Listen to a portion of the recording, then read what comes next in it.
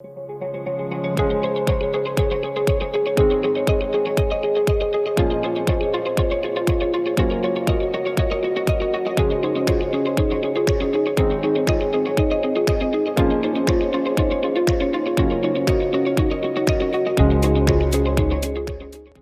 a Dios. Tomen asiento, que Dios les bendiga a todos grandiosamente en esta noche. Amén. Yo quisiera su atención por algunos minutos. ¿Puede ser? ¿Sí? ¿Cuántos me van a brindar algunos minutos de atención? ¿Ya está cómodo? ¿Está sentado? Pues yo tengo una historia que quiero compartir con ustedes en esta noche. Y es la historia del ocaso del rey. La historia del ocaso de un rey. Y en instantes nada más voy a leer un versículo que resume magistralmente el trágico final de este rey. Estoy hablando de un hombre que allí, cuando promediaba los 30 años de edad, se encontró con una bendición y una gracia repentina de Dios. Un profeta lo estaba buscando para hacerlo rey, para hacerlo el primer ministro, nada más ni nada menos que de la nación de Israel. Hablamos de un hombre esbelto, un hombre de un físico imponente, un hombre bello. No me estoy describiendo a mí mismo, por favor. Estoy describiendo a este rey. Dice la escritura que era muy bien parecido, que era atleta, que era corredor, que corriendo nadie lo podía alcanzar, ¿verdad? Y que realmente tenía un futuro maravilloso.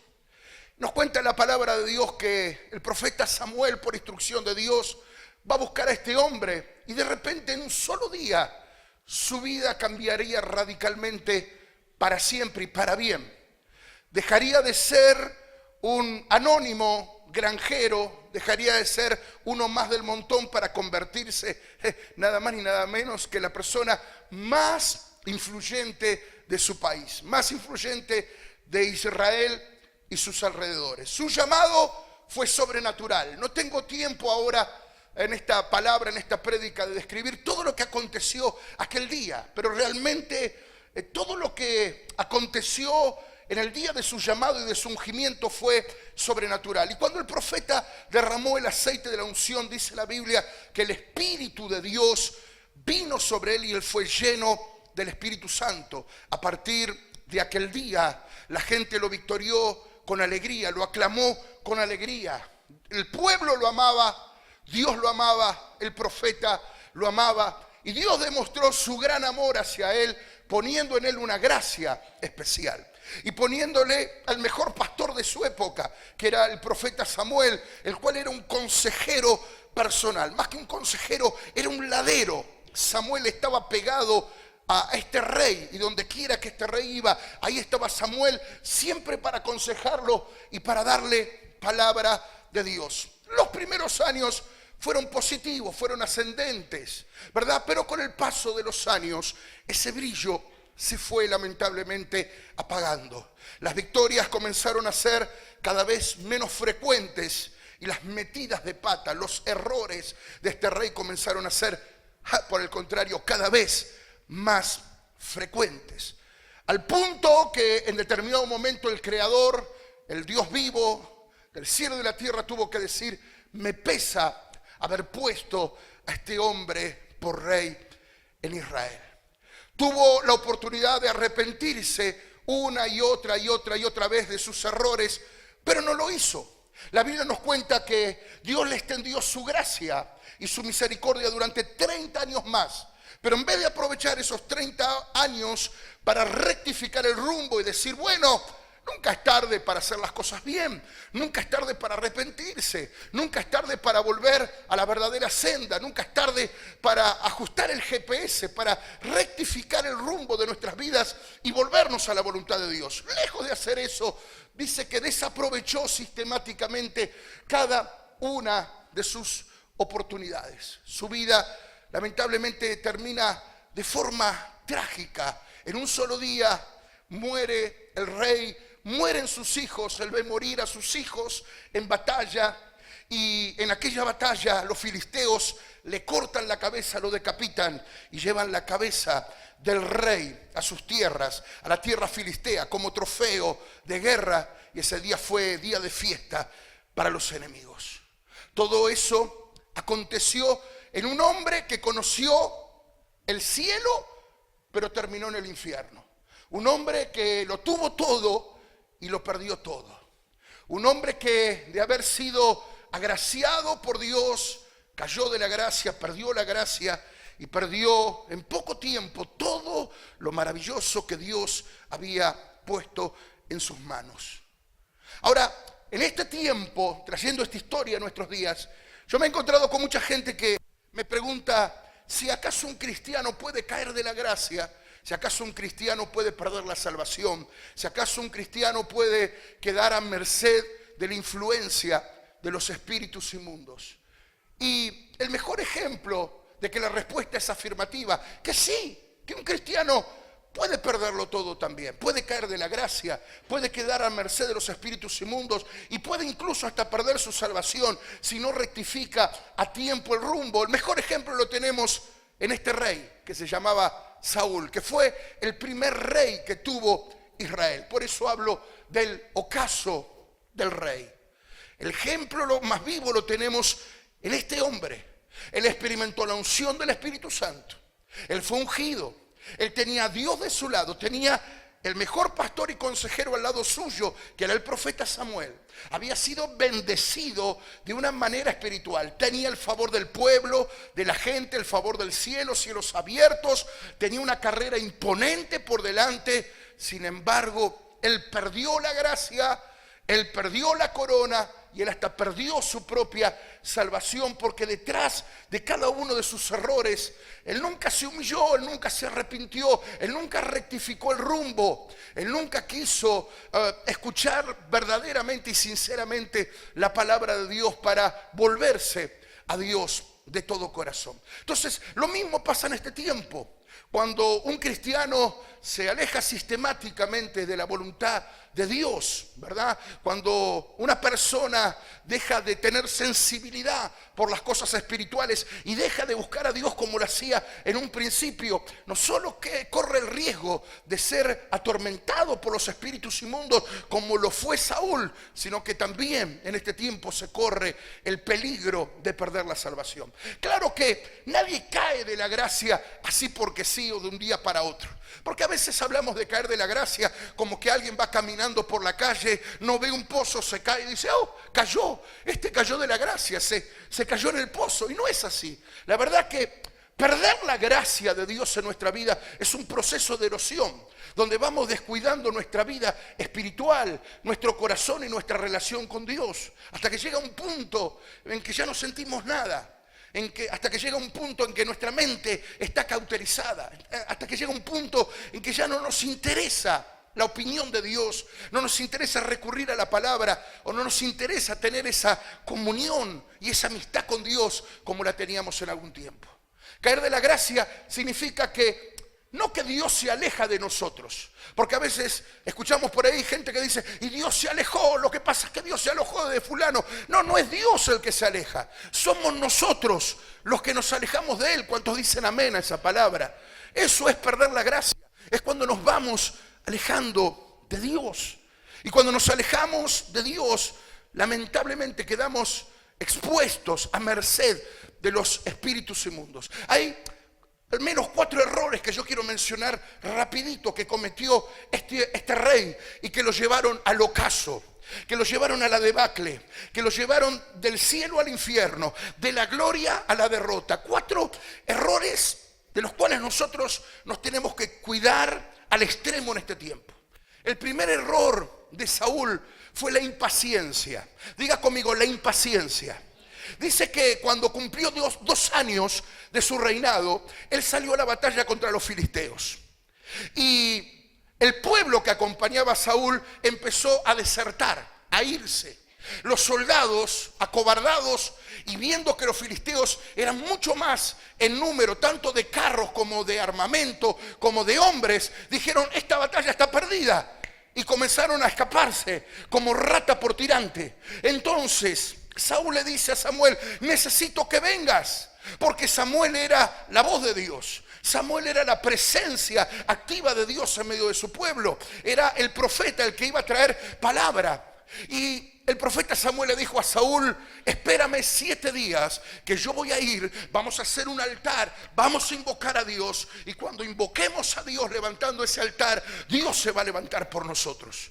Dice que Saúl esperó, y viendo que Samuel no llegaba, se impacientó. ¿Y qué hizo? Ocupó el lugar del profeta, cosa que tenía prohibido. Los reyes en aquel tiempo no podían levantar altares, no podían hacer ofrendas, no podían hacer sacrificios, porque esa no era su responsabilidad ni su misión. Era la responsabilidad y la misión de los profetas. Pero dice que Saúl, impaciente, viendo que Samuel no llegaba, hace un altar, hace un sacrificio. Y en eso llega el profeta Samuel y le dice: ¿qué hiciste? Y no, lo que pasa es que la gente se me estaba yendo, los soldados estaban desertando, me estaba quedando solo, y viendo que tú no llegabas, no me quedó otra que levantar el altar. Yo no sé si usted conoce algún Saúl por estos lados.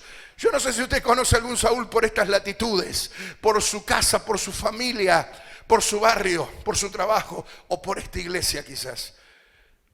Hay muchos impacientes, hay muchos que pierden la gracia de Dios por impacientes, por no esperar. ¿Por no esperar qué? Por no esperar el tiempo de Dios, por no esperar el cumplimiento de la palabra, por no esperar las promesas del Señor. Porque hay algo que usted y yo tenemos que saber. Y en esto no hay duda alguna, que Dios es imposible que Él mienta. Todo lo que Él ha dicho, Él lo va a hacer. Todo lo que Él ha prometido, Él lo va a cumplir. Si Él te dijo que esperes, espera. Si Él te dijo que va a venir, va a venir. Si Él te dijo que va a obrar, Él va a obrar. Si Él te dijo que va a haber victoria, va a haber victoria. No te impacientes.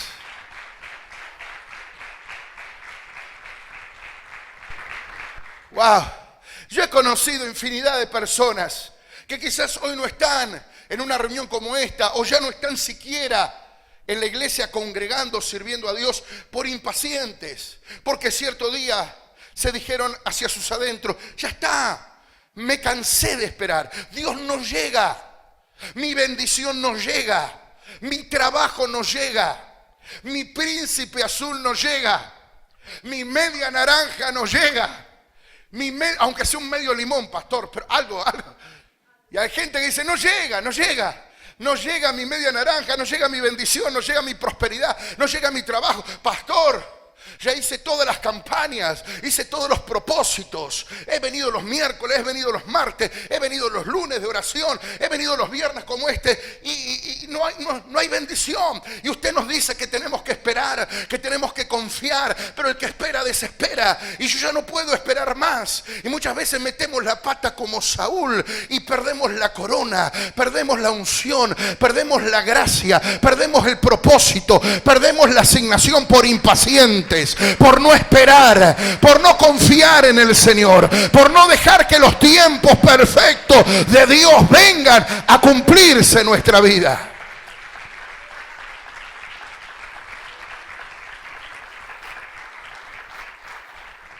Si hay algo que nos aleja del corazón de Dios, si hay algo que nos aleja de la gracia de Dios, y si hay algo que nos aleja del propósito de Dios, eso es la impaciencia. ¿Por qué? Porque la impaciencia te lleva a tomar decisiones tontas. Ese es el problema de la impaciencia. Que la impaciencia siempre te lleva a tomar decisiones tontas. Decisiones que Dios nos va a respaldar. Decisiones que Dios nos va a avalar. Decisiones en las cuales Dios te va a decir: si querés, hacelo a tu manera, pero yo no estoy en esto. ¿Sí o no? Como en el caso de Saúl, la impaciencia le llevó a cometer un error grave, a infringir la ley de Dios, siendo que él era el que más tenía que dar el ejemplo en Israel. La impaciencia le llevó a tomar una decisión tonta. Incluso le ocurrió al padre de la fe, Abraham, ¿verdad? Dios le había prometido y le había dicho: Abraham, tranquilo, porque yo te voy a dar no solo un hijo, yo te voy a dar una herencia multitudinaria. Tu descendencia será como las estrellas del cielo y como la arena de la mar. Pero viendo a Abraham que la promesa se tardaba, un día la esposa le dijo, mira viejito, yo ya no te puedo dar hijos, ya está, se me pasó el tiempo de la vida y la verdad que la promesa no llega, así que si querés, acá está mi esclava, acá está mi sirvienta, Agar, si querés acostarte con ella. Y Abraham dijo, bueno, si hay que hacer el sacrificio, no me queda otra. Y se acostó con la sirvienta y tuvo un hijo y se llamó Ismael. Y todos los que conocen un poquito de la geopolítica de este tiempo saben que el Medio Oriente está en conflicto permanentemente por causa de esta historia. Porque Ismael representa a las naciones árabes. Isaac, el hijo de la promesa que vendría más tarde, representa a Israel. Y hoy, aún, mire los años que han pasado, hay un pleito permanente entre judíos y árabes. ¿Por qué? Por un hombre que se impacientó, que se apresuró, que tomó decisiones tontas. ¿Cuántas veces habremos tomado decisiones tontas por impacientes? ¿Cuántos quizás se han apresurado a una separación, a un divorcio, a irse de la casa, a renunciar a un trabajo, a meterse en un crédito usurario, a decir me voy de la iglesia porque no hay amor?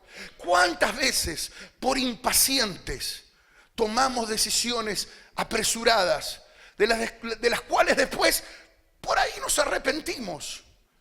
Pero ya está la marca, pero ya está el daño, ya está el dolor, ¿sí o no? Y este fue el primer error que cometió Saúl, la impaciencia. El segundo fue la desobediencia. Poco tiempo después, Dios le dijo, te voy a dar una nueva oportunidad, Saúl. Yo juré, dijo Dios años atrás, que exterminaría a Amalek de sobre la tierra. Y quiero hacerlo en tu reinado. Quiero darte el privilegio de que extermines a Amalek de sobre la tierra. Así que vas a tener batalla, yo iré contigo y voy a destruir a los amalecitas. Ahora quiero que escuches bien mi instrucción, le dijo Dios. No le vas a perdonar la vida a nadie. Vas a matar todo lo que tenga que ver con Amalek. Desde el rey hasta la última vaca, hasta la última oveja. Y dice que Saúl le dijo, entendido. Bueno, salió la batalla. Dios le dio una victoria resonante, épica, de dimensiones bíblicas. Pero Saúl le perdonó la vida a Agag, rey de Amalek. Y le perdonó la vida a todo lo más engordado del ganado. Y le dijo a sus muchachos, llévense las ovejas, llévense las vacas. Después nos hacemos un asado ahí en casa. Vamos a pasarla bien. ¿Sí o no? Eso fue lo que aconteció. Ahora, aquella misma noche Dios habló. Preste atención a lo que le voy a decir. Dios habló a Samuel y le dijo, Samuel, me pesa haber puesto a Saúl por rey. Yo le di una victoria. Él me hizo una promesa y no cumplió mi palabra. Él le perdonó la vida al rey de Amalek y a lo más engordado de su ganado. Dice que toda aquella noche Samuel no pudo dormir. Estaba intranquilo el profeta, triste, angustiado, se quedó haciendo vigilia, oración, quizás pidiéndole a Dios misericordia, quizás pidiéndole a Dios que le diera palabra.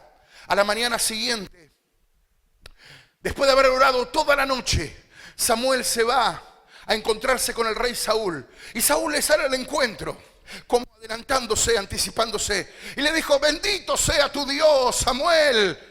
Se hizo conforme hice conforme a todo lo que Dios me mandó. Ajá. Así que hiciste conforme a todo lo que Dios te mandó. Sí. ¿Y qué es ese balido de ovejas?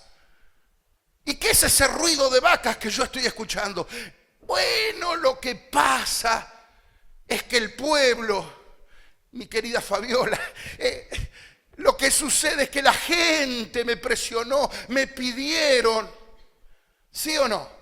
Le echó la culpa al pueblo y quiso justificarse, siendo que él era el mayor responsable. Ahora, si él hubiese dicho, me equivoqué, soy un tonto, merezco el castigo, ya está, me arrepiento, quizá la historia hubiese sido otra. Pero empezó a justificarse, a dar vuelta. ¿Viste como cuando esa gente que sabe que metió la pata, pero quiere buscar algún cómplice, quiere echarle la culpa a alguien? Como Adán, ¿no? Que cuando Adán falló le echó la culpa ¿a quién? ¿A quién le echó la culpa? A Dios le echó la culpa, no le echó la culpa a Eva. Porque le dijo a Dios, la mujer que tú me diste, si vos te equivocaste dándome esa mujer. Le echó la culpa a Dios y en segundo plano le echó la culpa a Eva. A veces nos equivocamos y actuamos igual que Saúl, actuamos igual que Adán. Buscamos chivos expiatorios en vez de arrepentirnos. El pecado de Saúl había sido la desobediencia. Él había desobedecido. Y Dios le dijo a Samuel, ¿sabes cuál es el problema que yo tengo con Saúl? Que él me dio la espalda. Él me mintió. Y el problema, escucha bien, el problema es que ahora yo no puedo confiar. Yo no puedo confiar en Saúl porque él me dio la espalda.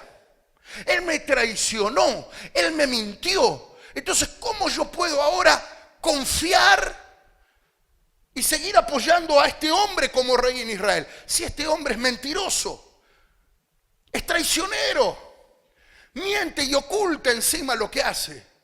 Y a partir de ese momento Dios dijo, acá hay una relación rota, acá hay algo que va a ser difícil recomponer. Pero a pesar de que el Espíritu de Dios ya se había apartado de Saúl, el tipo hizo en cuenta como que yo sigo. Viste, como mucha gente que a veces sabe que Dios no los respalda más, que ya perdieron la unción, que ya no está la gracia y el favor de Dios, pero dice, vamos a aparentar. Que de hecho fue lo que Saúl le pidió a Samuel.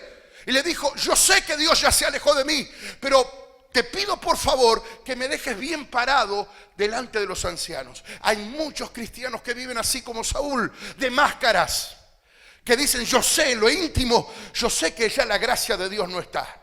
Yo sé que el favor de Dios no está. Yo sé que el respaldo de Dios no está. Porque Dios me lo ha hecho sentir, yo lo sé, pero al menos voy a seguir aparentando, me voy a seguir poniendo la corbata, voy a seguir jugando a ser cristiano, por lo menos para no pasar vergüenza delante de la gente. Y eso no sirve. Esa fue la vida que vivió Saúl a partir de aquel día, quedar bien delante de la gente, aunque él ya sabía que su relación estaba rota con Dios. Pasó un tiempo más. Ya voy finalizando. Escuche bien esto porque esta historia usted la va a tener todavía más presente. Llega otra batalla contra los filisteos. Saúl y todo el pueblo acampan en el valle de Gat. Y dice la historia que enfrente salió un gigante de más de 3 metros de altura llamado Goliat, haciendo un desafío, diciendo, aquel que pelee conmigo, cuerpo a cuerpo, yo hago una alianza, un pacto hoy. Si esa persona me vence, nosotros vamos a ser vuestros súbditos, vuestros esclavos. Pero si venzo yo, señores, ustedes se vienen con nosotros. 40 días estuvo Saúl deshojando la margarita, nadie se animaba, ni el rey ni los hombres de batalla. Aparece David, 17 años, era promedio la edad que tenía, venía de pastorear unas pocas ovejas de su padre. Su padre le dijo, anda a llevarle a tus hermanos algo de comida y fíjate si están bien y tráeme el reporte. Cuando David llega, justamente en el momento que David llega, el gigante Goliat está insultando a Dios, está insultando al rey, está insultando al pueblo de Dios. Y a David le subió la mostaza. Le subió la ira santa y dijo, ¿quién es este filisteo inmundo para hablar así de Dios y de mi pueblo? Yo voy a ir a pelear con él. Y dice que lo llevaron delante de Saúl y Saúl lo menospreció. Le dijo, no, pibe, yo te agradezco la buena voluntad, pero vos sos muy pibito, vos no servís para esto. ¿Qué edad tenés vos, mocoso? 17 años. ¿Y tenés experiencia militar? No. ¿Qué arma sabés manejar? Una Honda. No, pibe, a ver, probate mi vestidura. Y Saúl le dio todo su bagaje. David se lo probó y se dio cuenta que no podía. Saúl no creía en él, pero Dios sí. Y dice que Dios lo llevó frente al gigante. Y el resto de la historia ya todos la conocemos. David toma 5 piedras lisas del arroyo, las pone en su saco pastoril y va con honda y piedra y le tira la piedra al gigante. La piedra viene a dar justo entre ceja y ceja y el gigante cae redondito. Entonces David corre, toma la espada del gigante y le corta la cabeza. Y ese día todo el pueblo de Dios se levantó para alabar al Señor. Y cuando sus héroes, los héroes de Israel, volvían a Jerusalén, las mujeres, que era una costumbre de aquel tiempo, salieron a recibir a sus maridos y a sus héroes y cantaban una canción que decía: Saúl mató a 1000 y David a sus 10.000. Y el rey prestó atención y dijo: ¿cómo? Que yo maté a 1000 y él 10.000. Le están dando más la gloria a él que a mí. Lo único que falta ahora es que lo hagan rey a él y que yo venga a pasar a ser un segundo. En ese momento Saúl se llenó de celo y de envidia contra su prójimo. ¿Le había hecho algo malo David? Por el contrario, no le había hecho nada malo. Le había ayudado y lo había bendecido en todo, ¿sí o no? Sin embargo, por aquel dicho, él se llenó de celo y de envidia. Y dice la Biblia que a partir de ese día, Saúl nunca más miró con buenos ojos a David. Y un espíritu malo, permitido por Dios, empezó a atormentar a Saúl. Imagínense, un rey depresivo, maniático, paranoico, medio loco, atormentado por un espíritu inmundo, ya no cotizaba en bolsa como antes. Ya no era el Saúl de antes. Ya no era el rey del esplendor. Ya no era el muchacho guapo. Ya no era el atleta. Ya no era el ungido de Jehová. Ahora era cenizas de la gloria que había tenido. Era un hombre desquiciado, atormentado, que no podía dormir, que tenía que llamar a alguien para que le toque el arpa y le calmara el espíritu y los demonios que tenía dentro. A ese nivel llegó el rey Saúl. Primero, por impaciente. Segundo, por desobediente. Tercero, por envidioso. Yo no sé si usted conoce a alguien así. Alguien que vive mirando, comparando, juzgando el éxito ajeno. Alguien que no quiere que nadie le haga sombra. Yo no sé si usted conoce gente así, incluso cristianos, ¿verdad? Que no soportan que Dios pueda usar al otro. Cuando eso debería de alegrarnos. Si Dios está usando la vida de fulano, de mengano, gloria a Dios. Y si Dios se place en usar a cualquiera de los que está aquí más que a este pastor, gloria a Dios. ¿Cuál es el problema? Si es Dios en todo el glorificado. Pero hay gente que no tiene ese corazón. Que su corazón ya está infectado por el celo, por la envidia. Y esas son puertas que el enemigo utiliza, indudablemente, ¿para qué? Para infectar el corazón, para dañar el corazón. Y en cuarto lugar, y esto va rapidito y finalizo, el cuarto error terrible, que fue la gota que rebalsó el vaso y Dios dijo: ya está, listo, Saúl, ya te di demasiadas oportunidades, todo tiene un límite. Fue el momento en que él se fue a la casa de una bruja a pedirle consejo. ¿Por qué no le fue a pedir consejo a Samuel? Pues ya había muerto. ¿Por qué no le fue a pedir consejo a otro? Porque él los había matado a todos. Todos los que le dijeron la verdad en la cara los mató. Entonces llega un momento donde le aprieta el zapato y el tipo, en vez de recurrir a Dios, se va a la bruja, a la casa de la bruja, y le dice: che, vos no me podés hacer un favorcito, vos no me podés consultar los muertos, no me podés hacer que Samuel aparezca otra vez, así lo consulto.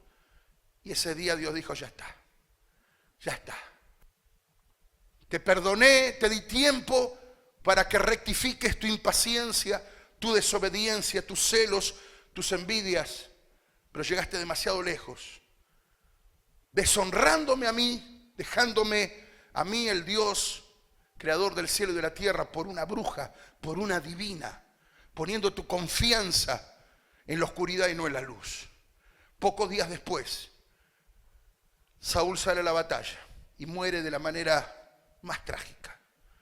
Ve morir a sus hijos, muere él también, muere su escudero, y vienen los filisteos y le cortan la cabeza y se la llevan como trofeo a su tierra. Por eso yo titulé esta prédica, esta palabra, el ocaso del rey.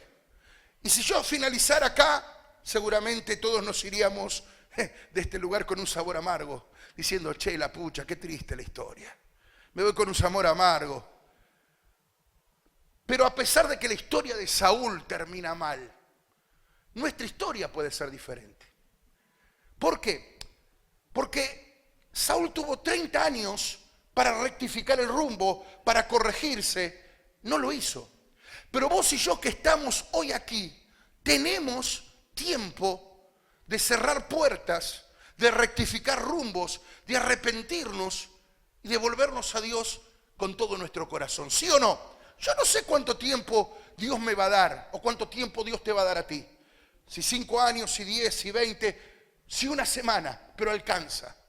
Alcanza para que tú digas, si en mí hay algo de impaciencia, si en mí hay algo de desobediencia, si en mí hay algo de celo, de envidia, si en mí está ese corazón de Saúl de que, bueno, puedo ir a la iglesia, pero también puedo ir a la bruja.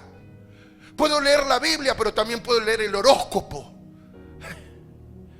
Si hay algo de parecido a Saúl en tu vida, hoy tú tienes la maravillosa oportunidad de decirle, Señor, quiero rectificar el rumbo. Quiero volver al primer amor. Quiero cambiar, quiero arrepentirme, quiero hacer las cosas bien. No quiero terminar como Saúl. No quiero perder mi corona, mi unción. No quiero perder mis hijos. No quiero perder lo conquistado y lo logrado hasta aquí por malditas debilidades ocultas que quieren venir a gobernar mi corazón. Lamentablemente Saúl no solo perdió la vida, la salvación, el reino, sino que ninguno de sus descendientes, ninguno, le sucedió en el trono. Porque Dios le había dicho, ni tú, ni ninguno de los tuyos me va a servir. Por causa de tu desobediencia. Dios se tuvo que buscar a otro, a David, el hombre conforme al corazón de Jehová. En aquel tiempo era costumbre y era normal que si moría el rey le sucedía el hijo. Muerto el hijo, sucedía el nieto. ¿Cómo pasa hoy en Inglaterra, en España y en los países monárquicos? Que la monarquía se sucede por heredad. Así tendría que haber ocurrido con Saúl, pero no ocurrió. Porque su error no solo afectó su propia vida, y esto es lo que quiero que escuchen padres, madres, los que nos van a ver a través del video, los que nos están escuchando a través de la radio. Muchas veces nuestros errores salpican nuestras generaciones. Que una cosa es estrellarnos nosotros. Una cosa es que tú vayas en la ruta 180 por hora cuando el cartel dice 90 a la máxima. Y otra cosa es que tú cargues en tu auto a tus hijos y no te interese nada. Hay decisiones al estilo Saúl que muchas veces no solo nos perjudican a nosotros, sino que perjudican a nuestros hijos, nietos y hasta la 4ª generación. Es por eso que hoy es urgente volvernos a Dios. Usted dirá, uy, pero pastor, ¿por qué? ¿Por qué Saúl terminó así? ¿Por qué Dios es tan malo? No. ¿Qué dije antes? No es Dios el que se aleja. Es el hombre el que se aleja de Dios. Si Saúl se hubiese vuelto a Dios, las cosas hubiesen sido diferentes. Yo podría estar toda la noche, no hay tiempo, contándote la historia de los que vinieron detrás. O vos te pensás que David fue perfecto. David también cometió errores. También los cometió, pero ¿cuál fue la diferencia? Se volvieron a Dios. Vos lees el Salmo 51, donde David se arrepiente de su adulterio, de sus errores, y le dice, Señor, perdóname, vuélveme el gozo de tu salvación y espíritu noble me sustente. No quites de mí tu Santo Espíritu. Llorando, David le dice al Señor, no quites de mí tu Santo Espíritu. Él estuvo dispuesto a perderlo todo. Él no le interesaba su reputación. Él le interesaba no perder la unción y la presencia de Dios. Al contrario que Saúl, que no le importó lo que Dios pensaba, pero sí lo que la gente iba a decir de él. Y esos son dos modelos de vivir la vida cristiana dentro y fuera de la iglesia, importándonos lo que opina Dios o importándonos lo que opina la gente. A veces vivimos más para la gente, más para el teatro, más para el aplauso, más para las luces, más para la opinión que para la intimidad con Dios. Y podemos seguir llamándonos cristianos, podemos seguir participando en una reunión, podemos seguir poniéndonos la corbata o podemos seguir saliendo a la calle con la Biblia bajo del brazo. Pero si por causa de nuestro corazón torcido la gracia y el favor se apartaron de nosotros, no somos más que cenizas de lo que un día fuimos. No somos más que el ocaso de un rey, el ocaso de una historia de alguien que pudo haber sido mejor, pero que sin embargo su camino fue descendente. Yo quiero que ahí donde estás inclines tu rostro. Yo no soy quien para señalarte, juzgarte. Yo no conozco la vida de nadie, ni soy policía ni juez.